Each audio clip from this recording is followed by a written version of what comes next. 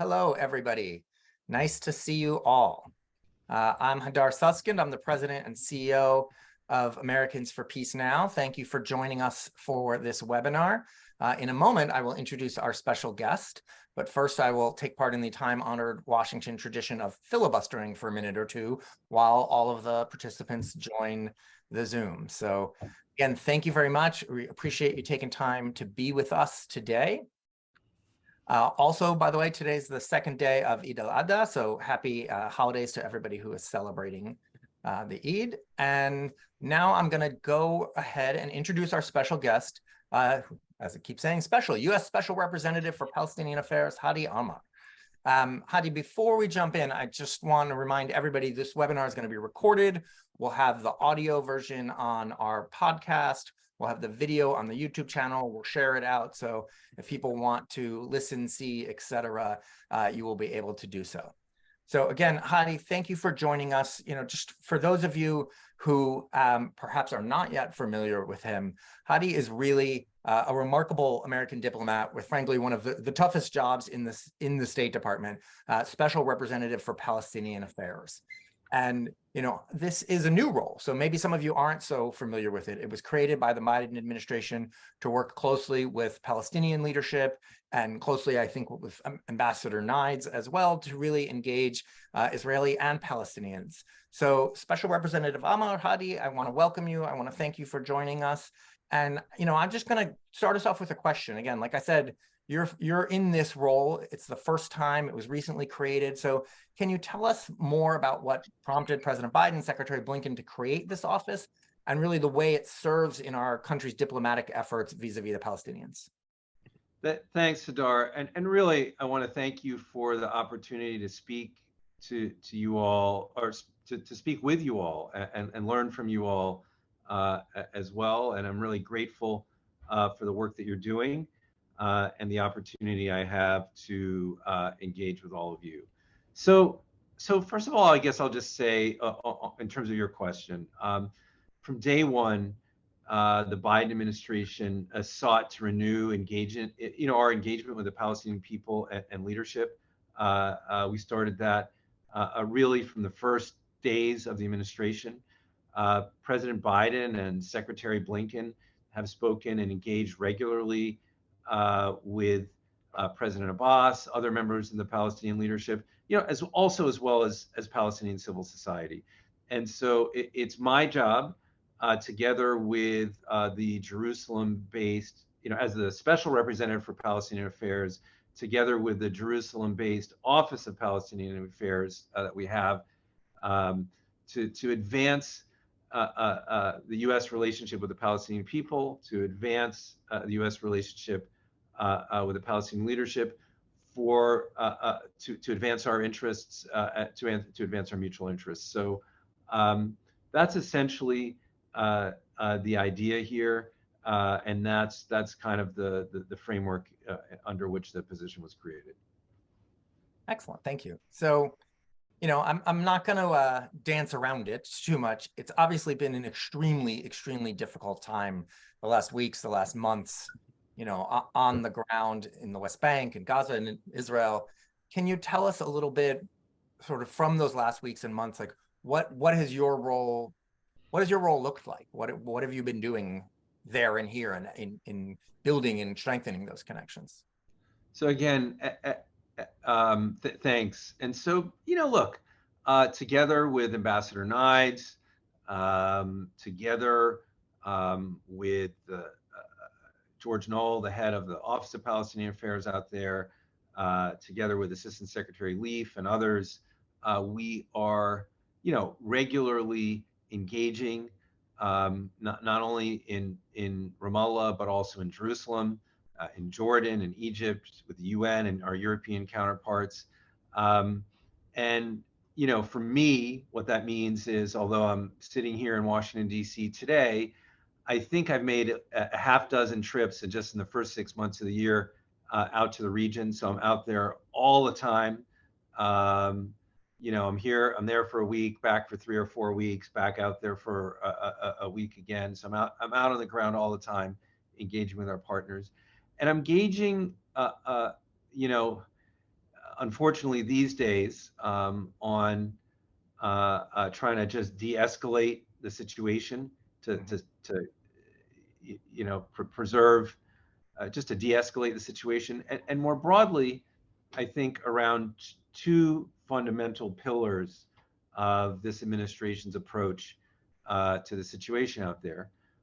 One, yes, is preserving the possibility of two states, and the other is, as you've heard the president and the secretary say, advancing equal measures of freedom, of security, of dignity, of justice for Israelis and Palestinians alike.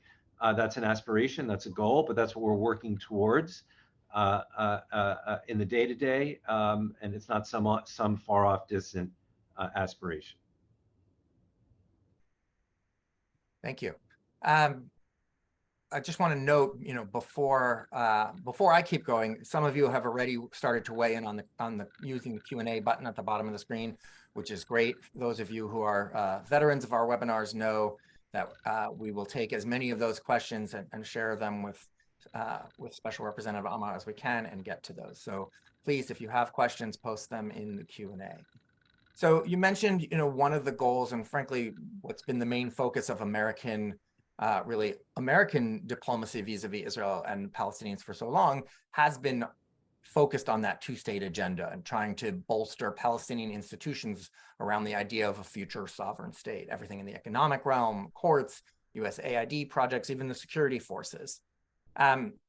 It seems like that is perhaps over the last few years changed that emphasis. Not, of course, that this administration doesn't support two states. It's been very clear about that. But recent language has been focused more on maintaining that possibility rather than sort of trying to build those institutions of statehood. Right. So look, and let me just put out a few recent statements per se, so that people have them and make sure people have heard them. Right. So a few months ago, the Secretary of State said, quote, "We believe that Palestinians and Israelis, like people everywhere, are entitled to the same rights," which is an important, I think, framing by the Secretary. The President of the United States said, quote, "Palestinians and Israelis equally deserve to live safely and securely and enjoy equal measures of freedom, prosperity, and democracy." And the President talked about two states along the 67 lines with mutually agreed swaps. So, we're also committed to dramatically improving Palestinian governance, strengthening the US-Palestinian relationship, which frankly goes back to the 1800s when we opened our first consulate in Jerusalem for the mutual benefit of advancing our national interests. So, when I think about your question, you're asking about is it the imperative to kind of strengthen and bolster institutions and build towards creating the state? Absolutely, but we're trying to do it in the context of what is possible today, and so our efforts, our agenda is really kind of working in that direction. Can I ask you a quick follow-up on that? So, I think the language, certainly I'm sure many of the folks here are familiar with the language that, the Secretary and many in the administration have used about, equal measures of rights, freedoms, et cetera, all those pieces. So what does that really entail when we talk about equal rights? And I'm asking it, I think, particularly if you can speak to in terms of the way the US administration engages with Israeli leadership and Palestinian leadership. What does he mean when Secretary Blinken or President Biden talks about equal rights? Well, look, I mean, I think it means what it says, right? Which is that we believe that it is the way the world should be is that Israelis and Palestinians enjoy the same freedoms, the same opportunities, the same security, the same safety, and that's what we articulate as our vision for what guides our policies. And so as we look at the situation on the ground, that's the intellectual framework, which is, I think, is a very American framework. It kind of derives in large part from who we are as a nation. That's what we apply to all that. And so, yeah, I guess that's what I'd say. Okay. Let's switch a little bit. One of the things you mentioned was talking about Palestinian governance. And, obviously you said you work with the PA, also with civil society there, but there was a poll from Khalil Shakaki's Palestinian Center for Policy and Research, or Public Research, sorry, this week that talked about being at the lowest point ever in Palestinian support for the PA, with 80% of Palestinians polled saying Abbas should resign, 84% saying they think the PA is corrupt, some number in the 60s, I think, saying that it was a burden on the Palestinian people. Obviously, that's, the PA is one of the main, if not the main body that is there for you to engage in. Do you think that the low credibility, according to this poll, that they have with the Palestinians, does that impact our credibility in trying to work with the Palestinian people through the PA? And do you think there's anything that we as Americans can do about it, or anything that Israel can and should be doing about it? Yeah, so I mean, I think those are good questions. And first of all, I want to be clear: it's always been about engaging both the Palestinian leadership and the Palestinian people. And we remain completely committed to engaging with the Palestinian Authority to do the important work they need to do in terms of reform and governance, transparency and accountability, reinforcing their commitment to nonviolence. And so we continue to engage with them on all of that. Look, we also,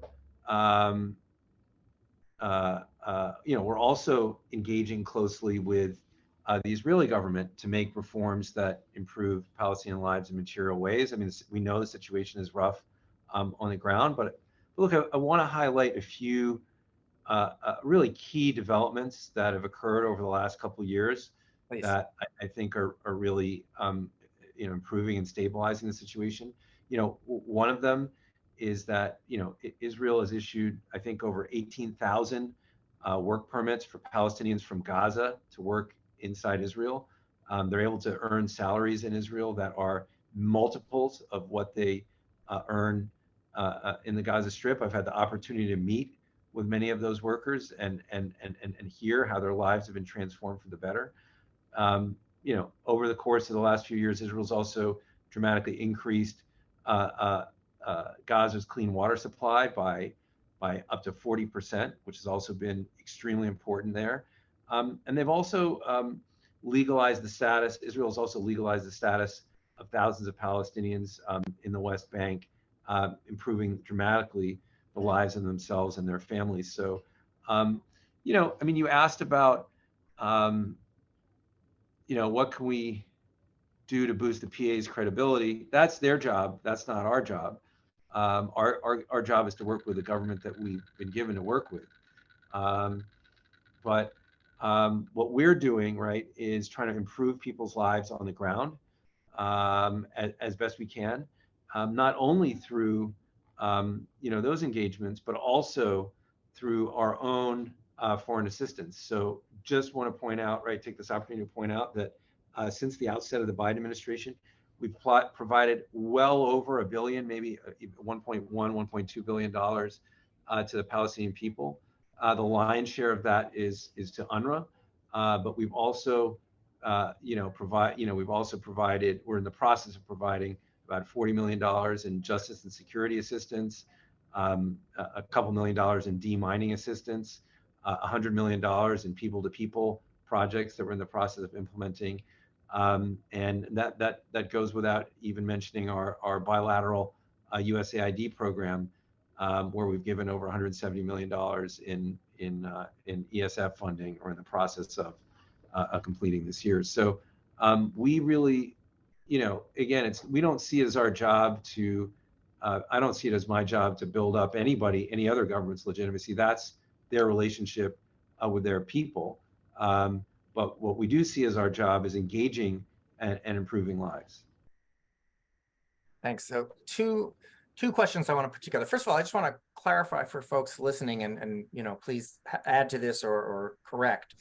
All of the funding that you're talking to, I think you were very specific when you talked about 1.1 or 3, whatever the number was, billion that's gone to the Palestinian people.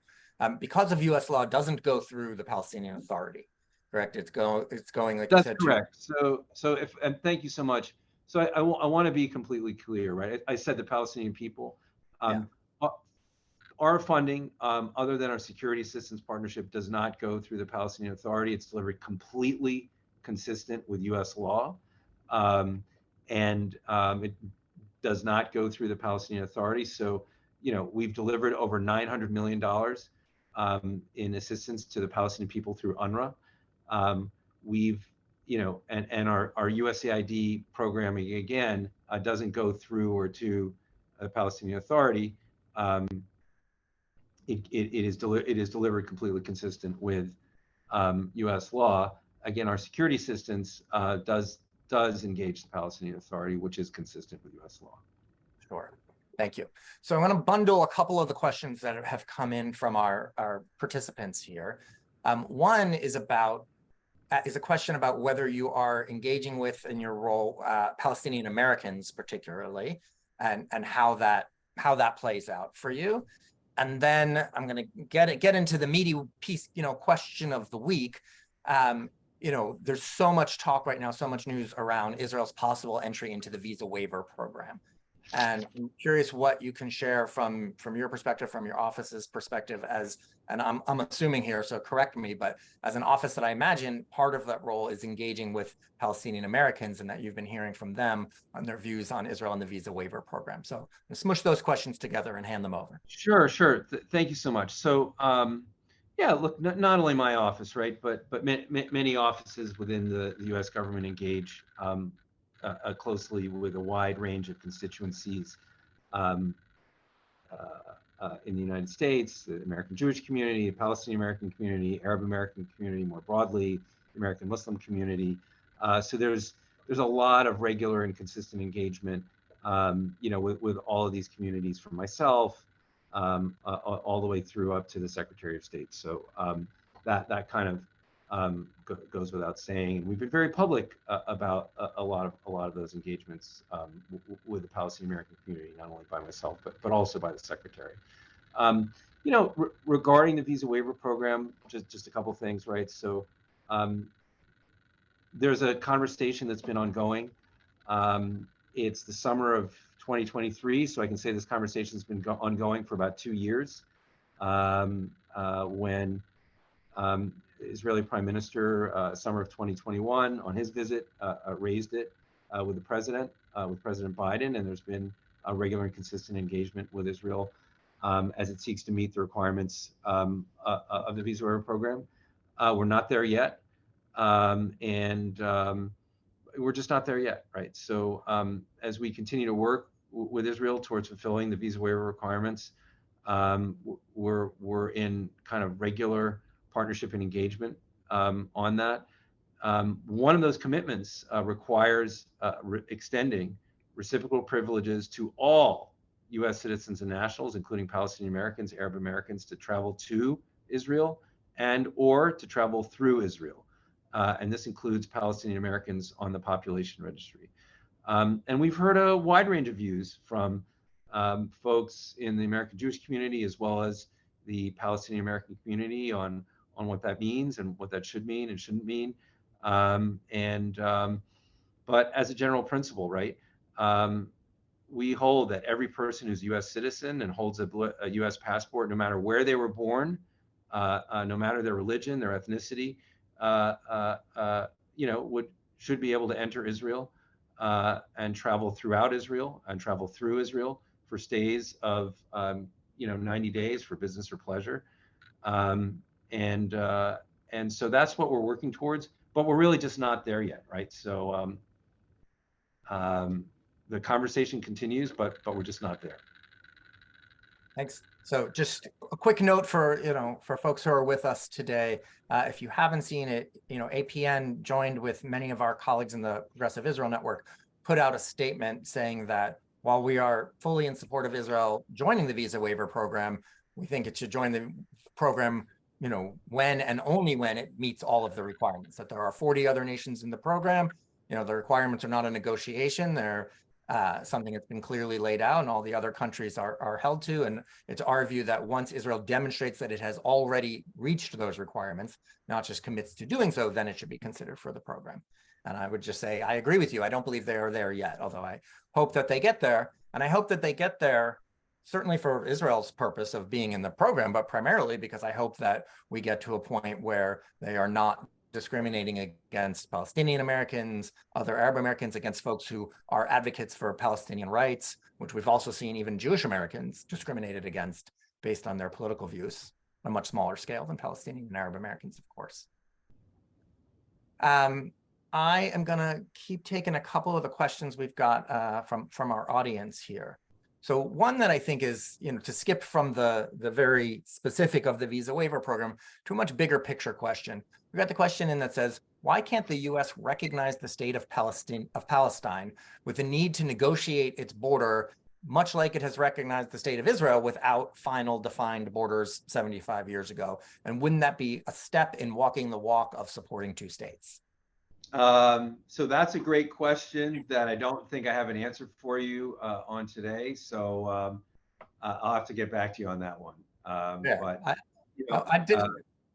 It's fair question. But it's also just not where the president is, to be honest.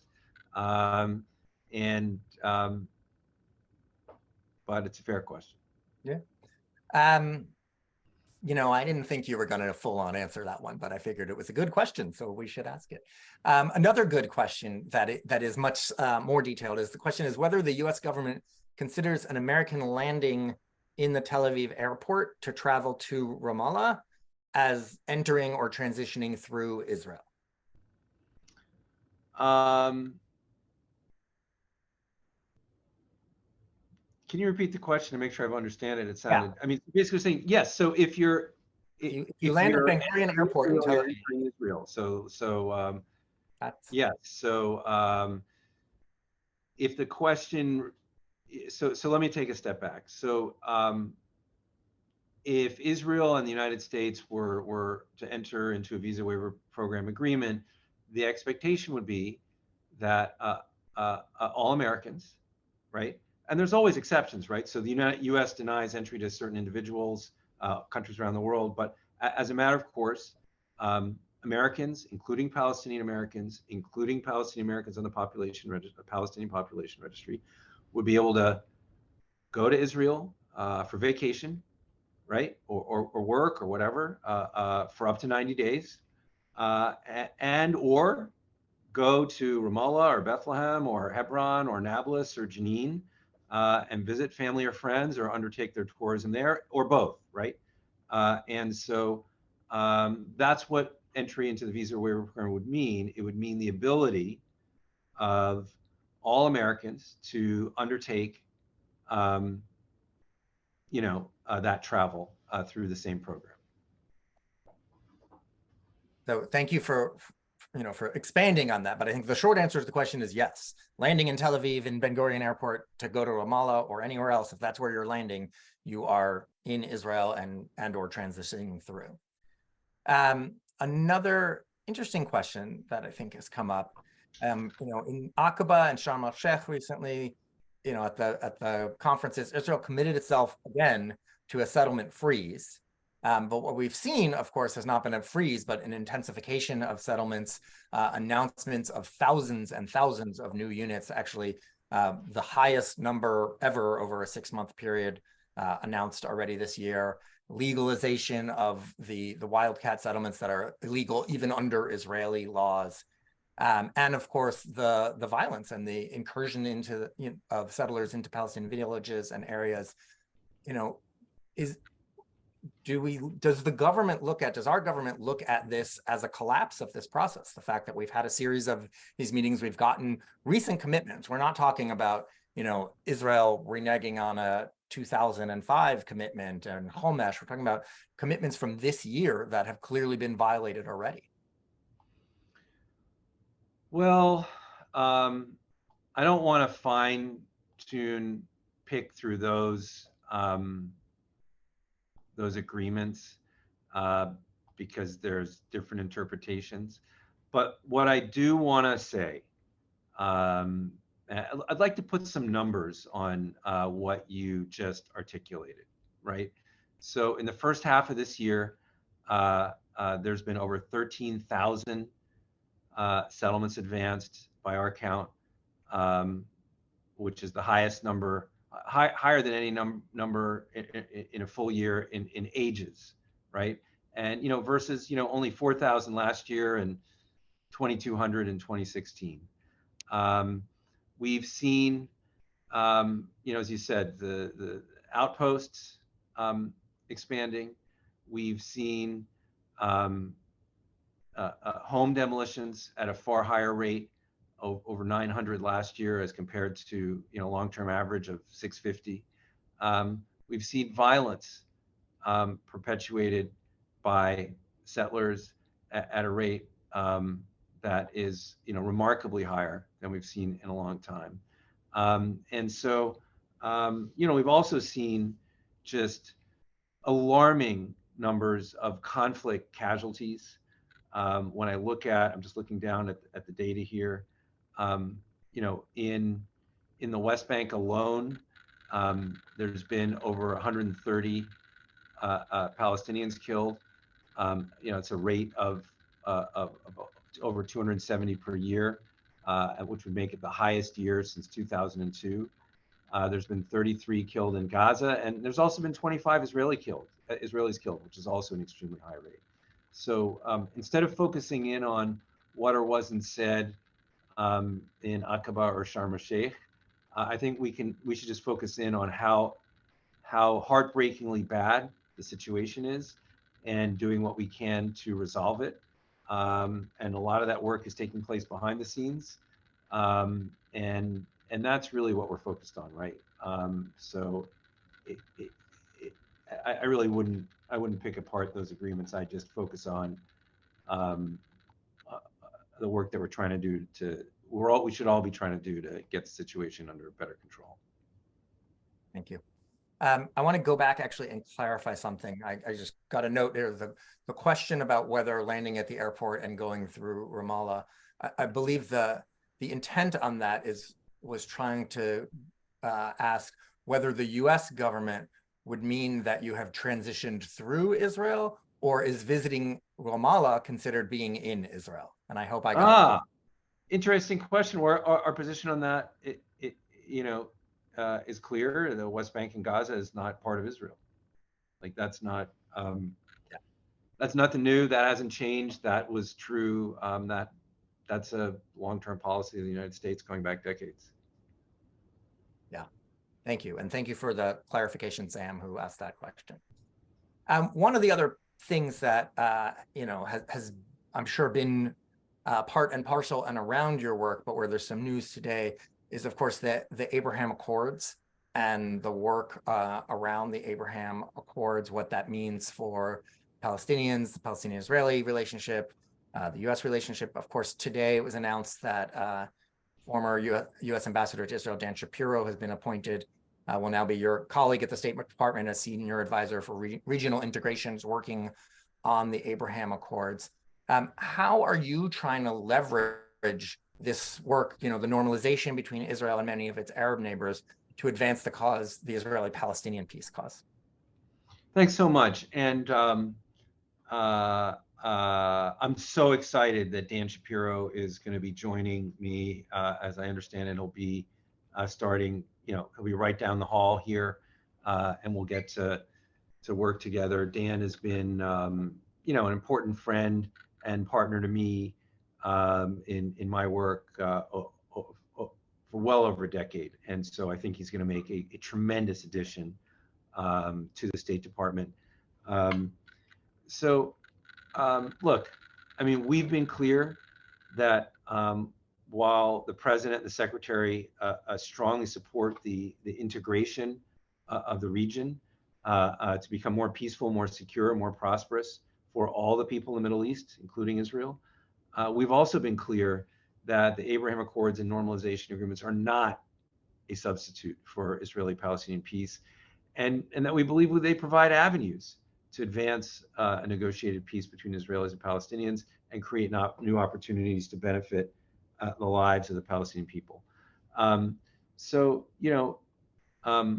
that's what we're working for, working towards. And, there's been, interest by the parties in the Negev Forum to engage with the Palestinians. And so, as we work on that, and we, and also work to improve the situation on the ground, we're constantly in touch with our partners in the region, whether that's Jordan or Egypt, or also whether that's countries like Morocco, the UAE, and Bahrain. And so we are in regular touch with our partners to look for ways to work together to improve the situation on the ground, whether that's in terms of economic projects, whether that's in terms of business investments, whether that's in terms of articulating and prioritizing principles of the need for improving the situation on the ground and a final status agreement. So we're in regular partnership with our partners to work and push in that direction. I don't want to get into the specifics, but just to say that we're in extremely regular touch. Received ambassadors for some of the key countries. Here in my office, we've had great conversations on how to improve the situation on the ground. And in fact, again, the meeting that took place in Aqaba in February of this year, kind of grew out of the close partnership that we had with Jordan and Egypt in trying to grapple with the situation on the ground. So, as you said, the question was, how are we leveraging the normalization agreements to advance the cause of peace? We're doing that day in and day out in terms of building and strengthening our partnership with Morocco, with Bahrain, and all, and the UAE as well, to work in this direction. And let's not forget also, again, Jordan and Egypt, which were the first Arab countries really that have been able to build enduring peace deals with Israel that leverage those partnerships to get the parties together. So I guess that's how I'd answer that question. Thank you. So I know you said you didn't want to get into the specifics, but I'm going to ask one specific. You can punt it if you feel the need. There have been a lot of reports recently about efforts towards Saudi-Israeli normalization, whatever the right word is there, and reports including that has risen as a priority for the Biden administration as well, not only for the Israelis. In those reports, there have been comments from the Saudis saying that the issue of the Palestinians and a Palestinian-Israeli peace is essential for them, and that they're not going to move forward. Is that relationship, that triangle there, something that your office has been involved in? Is there anything you can share around the Saudi-Israeli, particularly the perspective on that? Yeah. So So first of all, I'm not leading that effort. Just want to be clear, and that's also something that we're not gonna really talk about. We'll let the Saudis speak for themselves. The Israelis speak for themselves. That's fine. But look, I think Saudi Arabia has been very clear, right? On I don't have the quote in front of me, but they clearly want to see progress on this file, and I'm in regular touch with our ambassador to Saudi Arabia, Michael Ratney, who formerly served as the chargé to Israel, and before that served as the consul general in Jerusalem, Palestinian facing capacity. So he's got a lot of experience there, but this is something that's really headed out of the White House. Gotcha. Thank you. I've got two questions for you that hopefully are easier to answer. So the first one is, you mentioned UNRWA and how much most of the U.S. aid goes through UNRWA. There are reports out there right now that UNRWA may cease to exist, and there are certainly folks in Congress on the Republican side who are working hard to try to make that happen, frankly. If that is no longer, if at some point that is no longer a viable vehicle, how would your office then provide the aid that we do provide?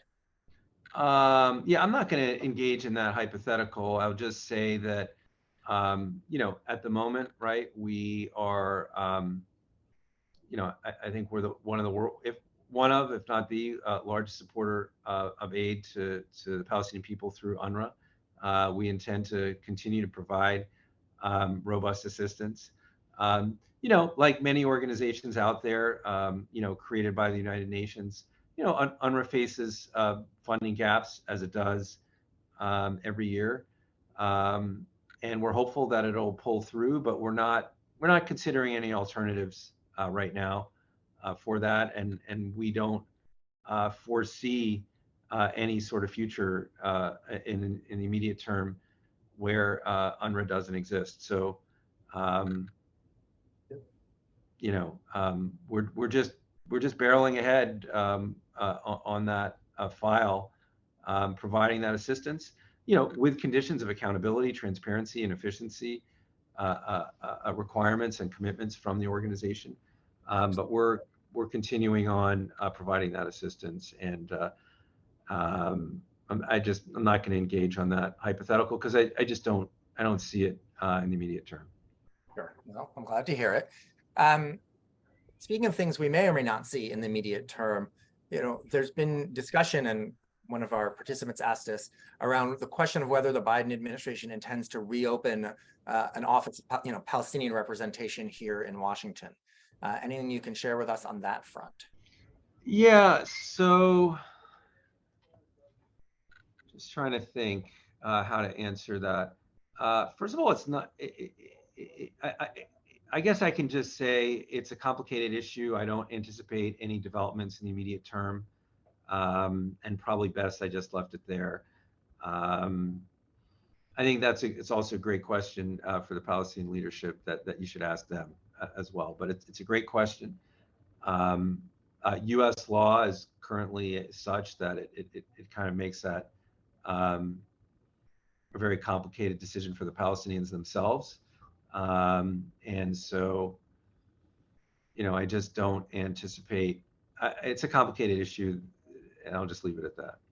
Well, speaking of complicated issues, last year, 2 years ago now, I forget the exact timing, as you well know, there were several Palestinian civil society organizations in the West Bank that the previous Israeli government outlawed and declared as, supporters of terror. We know that the Biden administration has asked for clarifications, has been in touch with the Israeli government. Can you tell us if there are any developments on that, or what kind of answers you've gotten back from the Israeli government on that? Right. So I really absolutely can't get into any of those conversations, which are highly classified. But just to reiterate the facts. So first and foremost, the United States doesn't and really hasn't funded any of those groups that Israel has made the case against, and we've made no change in our posture regarding those NGOs. We've also made clear, the Israeli government and the Palestinian Authority, that independent civil society organizations in the West Bank and Israel must be able to continue their important work. And we've received assurances from both. Both have stated that they understand our position.